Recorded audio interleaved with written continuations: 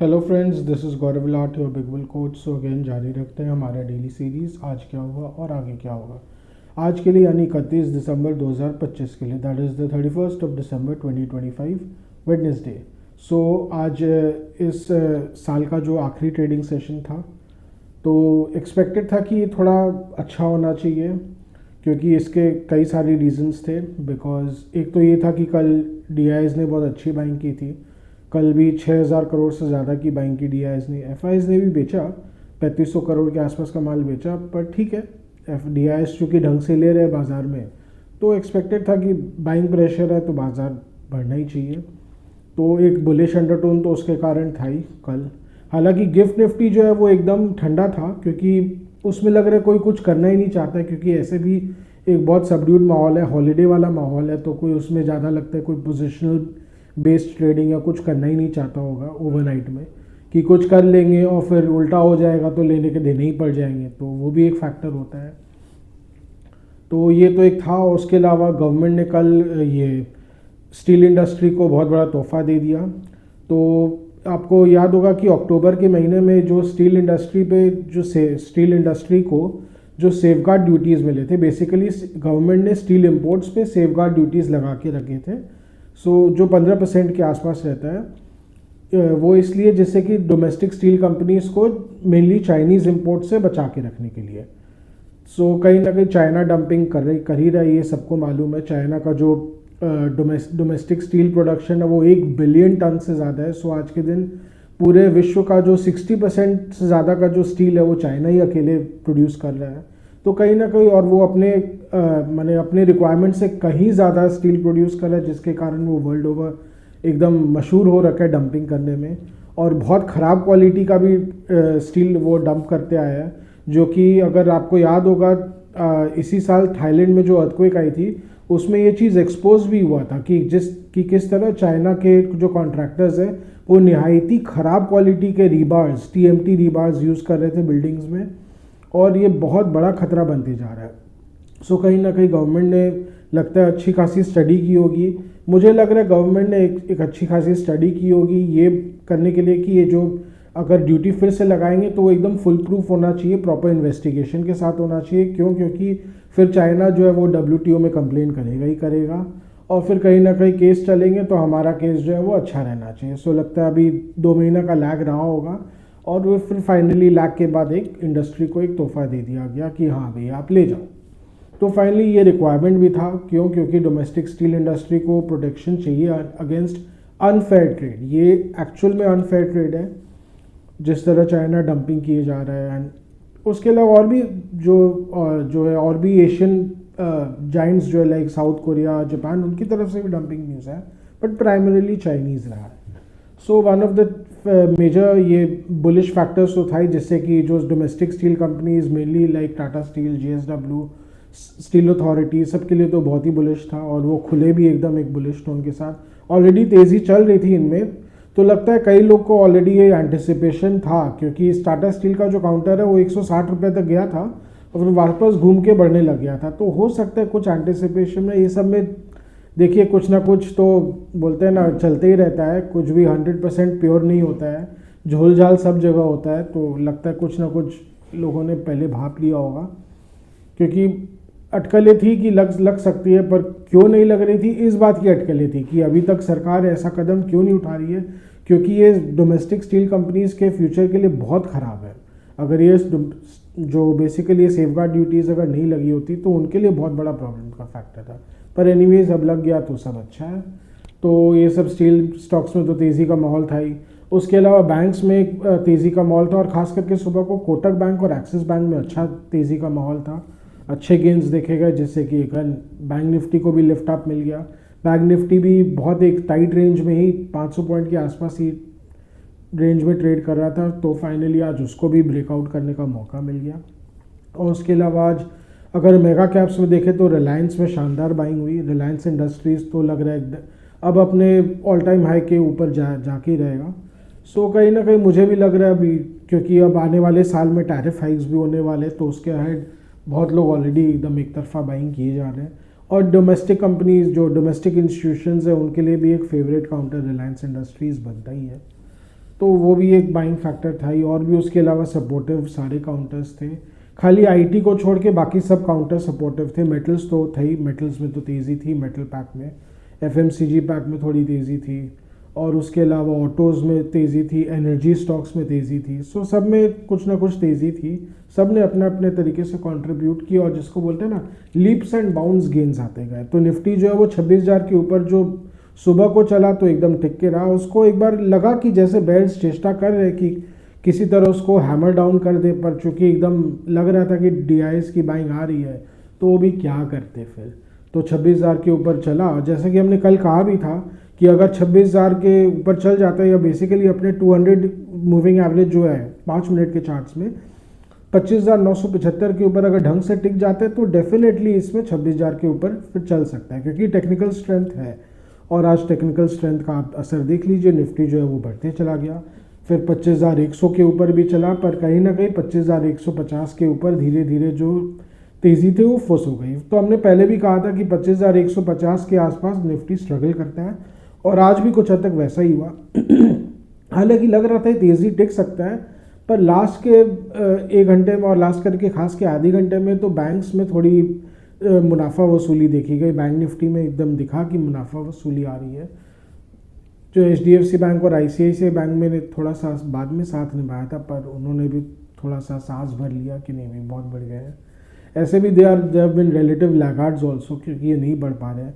तो आज basically lead ICICI आज एक्सिस और कोटक नहीं लिया बैंक निफ्टी के लिए। तो कहीं ना कहीं सबका मिला जुला असर था कि बाजार में तेज़ी थी।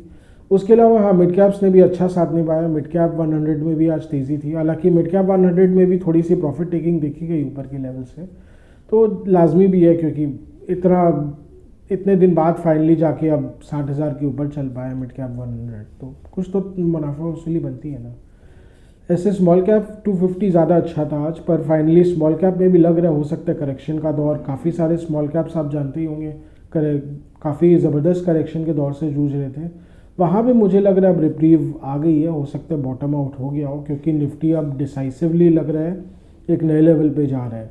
अगर ये अपने ऑल टाइम हाई को निफ्टी क्लियर कर लेते हैं आने वाले साल में, तब तो 26,500 के लेवल्स तक तो एकदम रूल्ड आउट नहीं है, ज़्यादा दूर नहीं है 26,500 के लेवल्स। पर अगर वहाँ पे अगर नौटंकी करता है, आनाकानी करता है, तो साफ समझ में आ जाएगा कि डीआईएस की बाइंग तो है नहीं।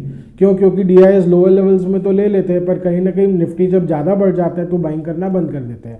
फिर वो एक्सपेक्ट करते हैं कि एफआईआईज आके लेंगे, एचएनआईज आके लेंगे, और कोई लेने आता नहीं है। क्योंकि अल्टीमेटली वही लीड मेन बायर्स है बाजार में बेसिकली, और बाकी सब लेना नहीं चाहते बिकॉज ऑफ वैल्यूएशन कंसर्न्स।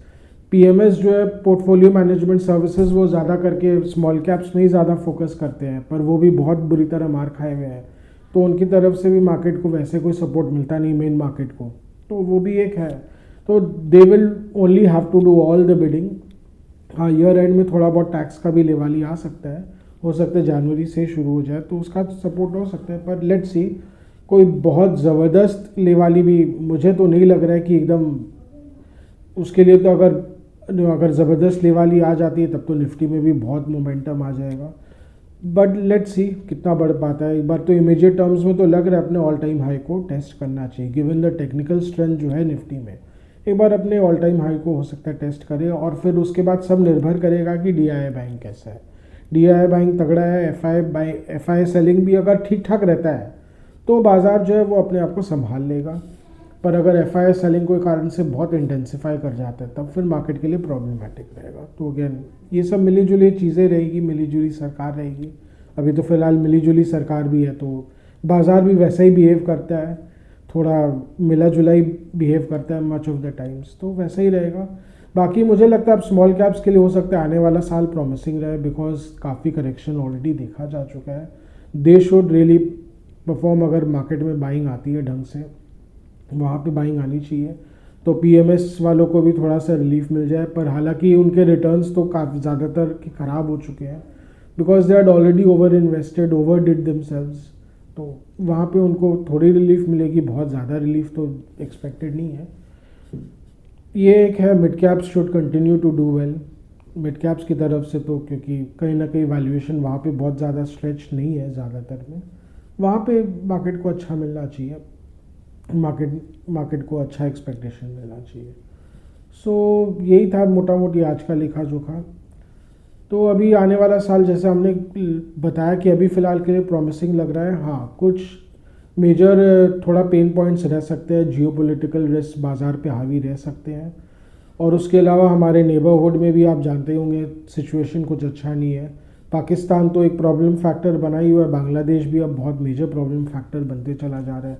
और डिफेंस एनालिस्ट बोल ही रहे हैं ये कि हो सकता है, बहुत अच्छी चांस है कि जो नेक्स्ट मेजर अटैक भारत को आए वो पाकिस्तान से ना होके बांग्लादेश के थ्रू आ सकता है। तो ऐसे में बहुत बहुत प्रॉब्लमेटिक, अगर ऐसा कुछ होता है तो अगेन बाज़ार के लिए तो बहुत प्रॉब्लमेटिक हो जाएगा।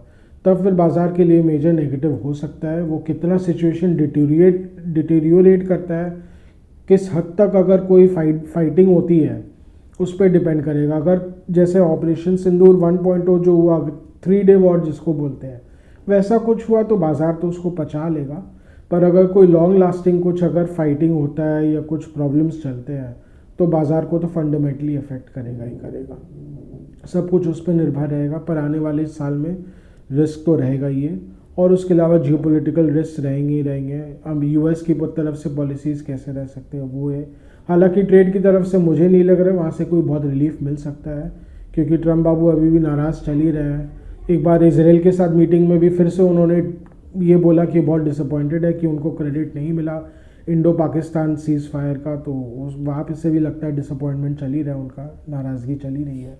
तो ट्रेड फ्रंट में यूएस की तरफ से रिलीफ ना भी मिले तो लगता है इंडियन गवर्नमेंट को बहुत फ़र्क नहीं पड़ता है, क्योंकि ऑस्ट्रेलिया ने 1 जनवरी 2026 से अपना जो मार्केट है इंडिया के लिए एकदम ड्यूटी फ्री खोल दिया है, या ऑलमोस्ट ड्यूटी फ्री बोल सकते हैं।